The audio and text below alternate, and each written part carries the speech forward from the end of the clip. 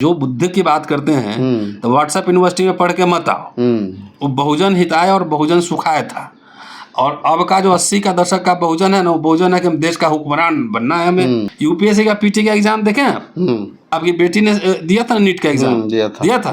कितना टफ था। जब से बहुजन आया 40 साल में ही इतना मतलब चढ़ गया कि अब मैं देश चला लूंगा। मैंने कहा कि जो आजकल बहुजन चल रहा है ये राजनीतिक टर्मिनोलॉजी है और एक भ्रामक है। ये मैंने कहा है जरूर, ये प्लांटेड वर्ड है।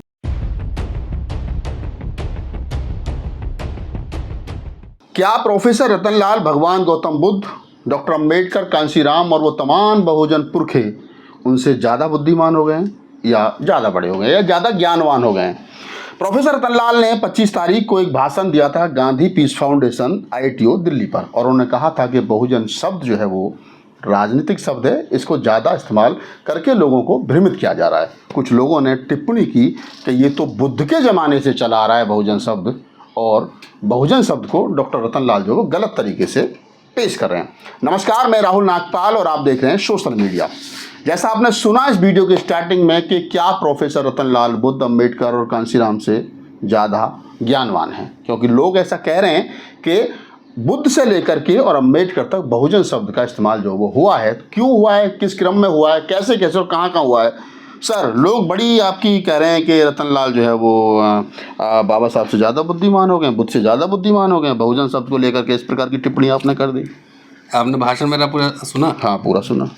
मैंने बाबा साहब को ही कोट किया और बाबा साहब को उनको पहले मेमोरेंडम साउथ बोरो जो कमीशन आया था उसको दिया गया मेमोरेंडम, साइमन कमीशन में दिया गया मेमोरेंडम, स्टेट एंड माइनॉरिटी में मेमोरेंडम, संविधान सभा में मेमोरेंडम, इसी को कोट किया है ना। तो मैं तो इतिहास का छात्र हूँ, मैं किसी बड़ा मैं छात्र का होने के नाते में पढ़ता हूँ।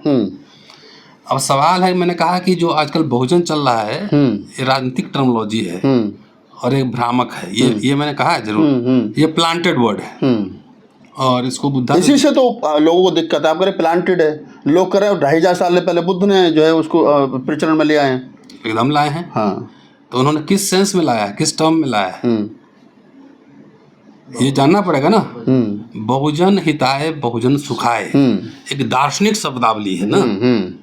कि वे बुद्ध बोले थे कि बहुजन में इकट्ठा हो जाओ और तुमको हुक्मरान बन जाना है ना, देश को एकदम कब्जा कर लेना है, ब्राह्मण को पीट के भगा देना है। ये बोला था। बुद्ध का जो बहुजन हिताय, जितना मैं समझ पाया, बहुत सारे लोगों का हित और बहुत सारे लोगों का सुख, और उसमें कोई जाति नहीं थी। उसमें SC ST OBC माइनॉरिटी में वो था नहीं, वो ब्राह्मण और क्षत्रिय वैश्य कुछ नहीं, बहुत मतलब ज्यादातर लोगों का भला। हाँ, यही है ना, यही हो। उसमें ब्राह्मण का भी हो तो कोई दिक्कत नहीं है। बहुजन हिताय बहुजन, इसलिए कहते हैं ना कि बिना पढ़े लिखे इन अम्बेडकरवादियों ने बुद्ध को भी सिर के बल खड़ा कर दिया और अंबेडकर को भी सिर के बल खड़ा कर दिया है। और मैं साबित करूंगा। मैं बाबा साहब की पूरी राइटिंग पढ़ी है, 17 वॉल्यूम है, 17 का 3 खंड है, फिर 14 का या 10 का 2 खंड है, पूरी पढ़ी है वॉल्यूम। पॉलिटिकल टर्मिनोलॉजी में उन्होंने बहुजन शब्द का इस्तेमाल किया है कहीं? क्या कहा है कि हम बहुजन हैं? नहीं। उन्होंने बहुजन हिताय बहुजन सुखाय टर्मिनोलॉजी बुद्धा से लिया है, उसका इस्तेमाल किया है। उन्होंने बुद्धिज्म में कुछ मॉडिफिकेशन भी किया, तब ना उनका बयाना हो गया। बिल्कुल।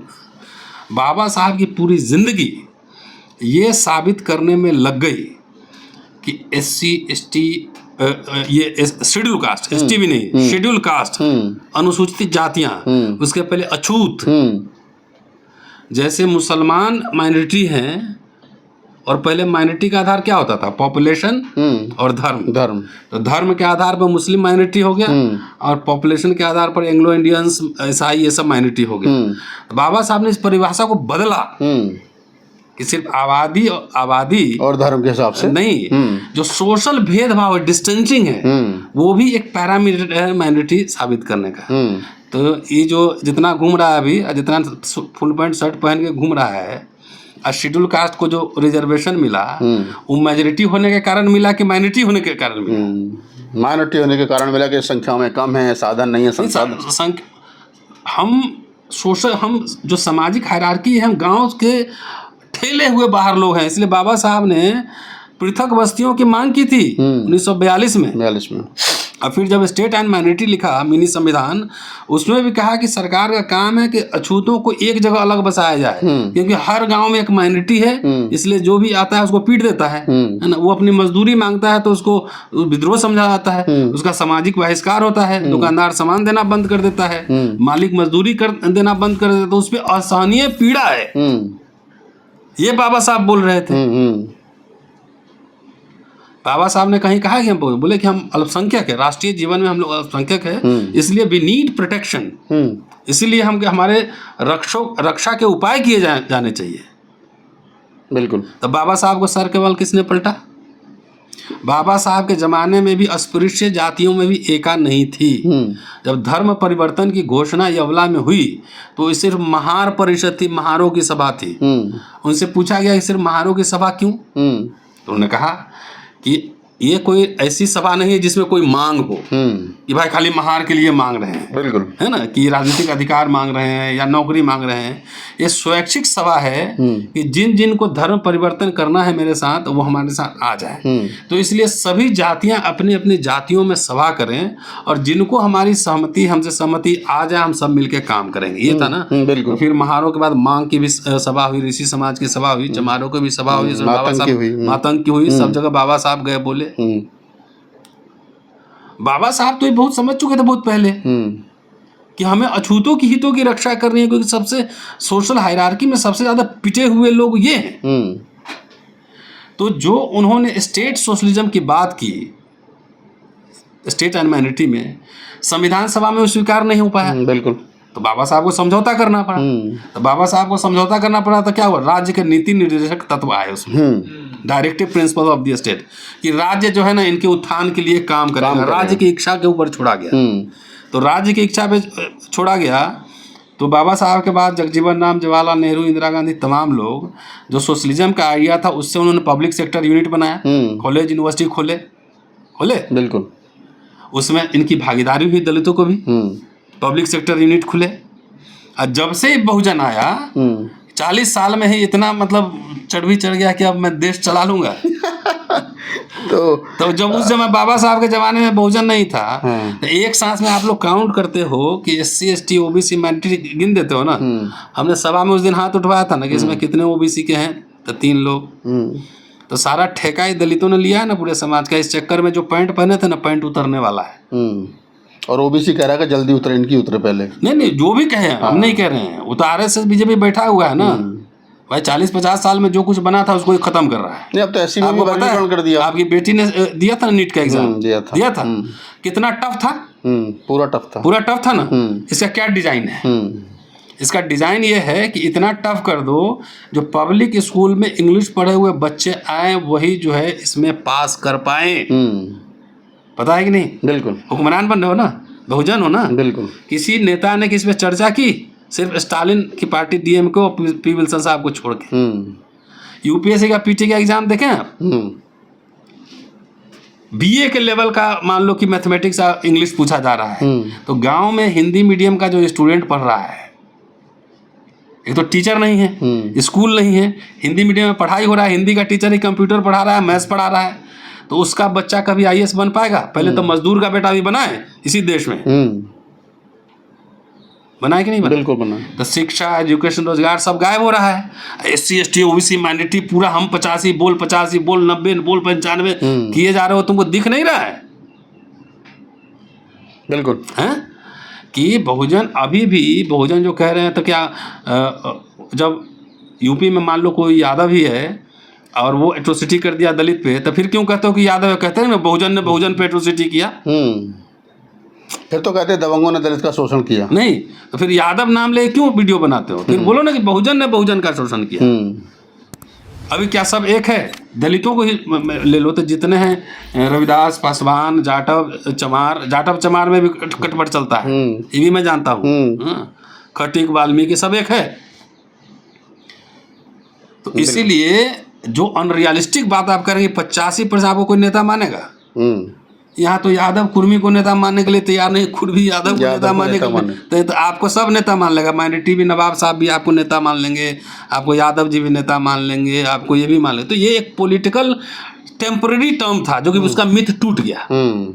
जो कांशीराम जी ने SC ST OBC बहुजनों की पार्टियां बन गई ना, जात जात की पार्टी बन गई, क्योंकि कल्चरल था नहीं। बिल्कुल। तो मेरा जो कहना है कि बहुजन हिताय, जो बुद्ध की बात करते हैं तो व्हाट्सएप यूनिवर्सिटी में पढ़ के मत आओ, वो बहुजन हिताय और बहुजन सुखाय था।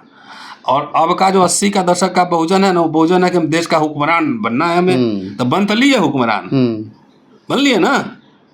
बिल्कुल। नौकरी शिक्षा रोजगार सब खत्म हो रहा है, नारा लगाए जा रहे हो, पूरा समाज पागल हुआ जा रहा है। हमें तो 2 एग्जाम्पल दिया जाए, कोई देख ले कि नीट का जो एग्जाम हुआ है, डॉक्टर का आपकी बेटी ने दिया है। बिल्कुल बिल्कुल। गांव का बच्चा कोई IAS बन सकता है, अब गांव का बच्चा डॉक्टर इंजीनियर बन सकता है, प्रोफेसर बन सकता है। हुक्मरान बनोगे ना, बहुजन हो ना। हैं, हम किसके, रोस्टर का आंदोलन किसके लिए लड़ा गया था? नेता सब लड़ा था, बहुजन वाला लड़ा था कोई? आज देश भर में अगर लाखों बच्चे टीचर बनेंगे तो उसका आंदोलन बहुजन वाला नेता से लड़ा था। कोई नौकरी के लिए, शिक्षा के लिए, ये इसके कोई एजेंडा है, विजन है, प्रोफेशनल काम के लिए विजन है? तो CM PM कर दो, CM बनोगे ना। हाँ, ऐसे बनोगे, जात जात तो टकरा रहे हो आपस में। हाँ। तो एक सवाल और चलते चलते ले लेते सर कि जो ज़्यादातर जब से बाबा साहब डॉक्टर अम्बेडकर ने बौद्ध धर्म अपनाया, तो एक तरीके से पूरे का पूरा धर्म ही अछूत हो गया। आज उसमें दलितों के अलावा, दलितों की कुछ जातियों के अलावा ब्राह्मण बौद्ध धर्म पे बात नहीं कर रहा है, ना आ रहा है, ना स्वीकार कर रहा है, ना ठाकुर आ रहा है, ना लाला जी आ रहे हैं, कोई नहीं आ रहे हैं। और बौद्ध धर्म भी अछूत हो गया, और अछूत होकर एक तरीके से धर्म हो गया। तो जो बहुजन कॉन्सेप्ट भगवान बुद्ध का मिथक है, बहुत सारे लोगों का भला, तो वो मिथक भी, भगवान बुद्ध वाला मिथक भी कहीं ना कहीं टूट गया, क्योंकि बहुत सारे लोग तो आ ही नहीं रहे, तो बहुत सारे लोगों का भला कैसे हो पाएगा फिर? जाहिर है ना, स्पष्ट रूप से हम कह रहे हैं कि दलितों का भी अभी कहाँ हुआ है का, जो बाबा साहब की राजनीतिक विरासत लिए, है ना, कुछ लोगों ने बौद्ध धर्म अपनाया। हाँ, बाबा साहब के बाद में BP मौर्य और संघप्रिय गौतम, 2-3 लोग, अठावले और अपना उदित राज जी, उसमें से सब लोग BJP में चले गए, RSS में। और बाबा साहब ने भी कहा था 1952 के 51 के घोषणा पत्र में कि RSS और हिंदू महासभा से समझौता नहीं होगा। तो ये लोग क्या किए, सब BJP RSS में चले गए। क्यों? MP बनने के लिए, मिनिस्टर बनने के लिए। तब बाबा साहब को सर के बल किसने खड़ा किया? ये क्या मैंने किया? मैं तो बाबा साहब पढ़ के जो कह रहे तो वही बता रहा हूँ कि तुम लोग सब बाबा साहब जो होते ना, तो डंडा लगे पीटते सबको, है ना। अम्बेडकर होते तो डंडा लेके पीटते। दूसरा, जो आप पार्टी का नाम ले रहे हैं, पार्टी के लोगों ने बौद्ध धर्म अपना लिया है, धर्म अपना लिया है कोई, और उसके लिए क्या प्रचार आया है? प्रचार क्या हो रहा है पहले ये बताओ। कि जब प्रधानमंत्री बनेंगे बहन जी, तब परम पूज्य बाबा साहब प्रधानमंत्री बन के इतना काम कर गए, ये बताओ। यूनिवर्सिटी खोल दिए, इंस्टीट्यूशन खोल दिए, अखबार निकाल दिए, तमाम संस्थाएं बना गए, हाँ, बुद्धिस्ट सोसाइटी बना गए, सब बना गए। तो ऐसा अनरियलिस्टिक ड्रीम मत देखो। तुम्हारी दिलचस्पी खाली हमको बना दो जी, बन के करो क्या? पता नहीं तो फिर कहाँ गए पंडित जी, इसमें क्या साइन करना है, लाइए करते हैं। उसके बाद घूस कमा के जेल जाने के डर से घर में बैठे रहना। चलते चलते प्रोफेसर साहब से और कुछ पूछ लेते हैं, कुछ कहना चाहते हैं, और बाद में हम इस वीडियो को कंप्लीट करेंगे। सर, अंत में जब बहुजन पे बात चली रही है, तो फिर थोड़ा और बताइए कि बहुजन के बारे में क्या मतलब है। देखिए, बाबा साहब के 3 गुरु, बुद्ध, कबीर, फूले, इसमें से अछूत कोई नहीं था। OBC तीनों, ठीक है। बाबा साहब को स्पॉन्सर करने वाले गायकवाड़, वो भी अछूत नहीं थे, OBC। साहू जी महाराज, OBC, लंदन जाने का खर्चा मुकने के OBC। तो बाबा साहब के गुरु भी वही, स्पॉन्सर्ड भी वही, ठीक है। तो इनके प्रति सम्मान था, लेकिन OBC के लिए कुछ करना चाहते थे, पिछड़ी जातियों के प्रति। और आपको बता दूं कि पिछड़ी जातियों को सबसे पहले रिजर्वेशन मिला था मद्रास प्रोविंस में, बॉम्बे प्रोविंस में, निकायों में। अछूतों को नहीं मिला था। अछूत तो अब लड़ना शुरू किए थे साउथ बोरो कमेटी के बाद। लेकिन जो कोशिश किए, तो पिछड़ी वर्ग के लोग बाबा साहब के नेतृत्व को स्वीकार करने के लिए तैयार नहीं थे। आज भी मुश्किल होता है, आज भी मुश्किल है। लेकिन फिर भी बाबा साहब ने जो है आर्टिकल 340 उन्होंने लिखा।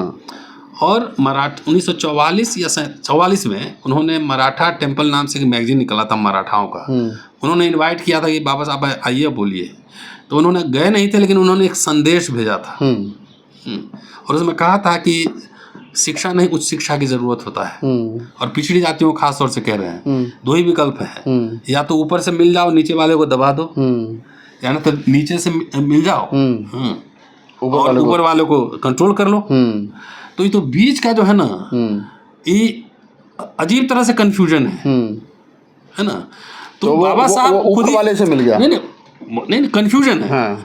बाबा साहब बहुजन शब्द को लेकर उस समय भी ये थे ना, दुविधाग्रस्त थे। मराठाओं की बात कर रहे थे ना, मराठा और संबंध जातियां। तो ये बहुजन जो बना, ये बहुजन कैसे बना, कहाँ है बहुजन?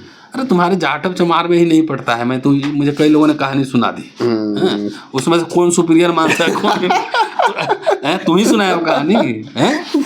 तो बहुजन कहाँ है? बहरहाल जाति है, और जाति कभी जाति नहीं, और हर आदमी इसलिए खुश है कि उससे नीचे की भी उसकी जाति कोई ना कोई है।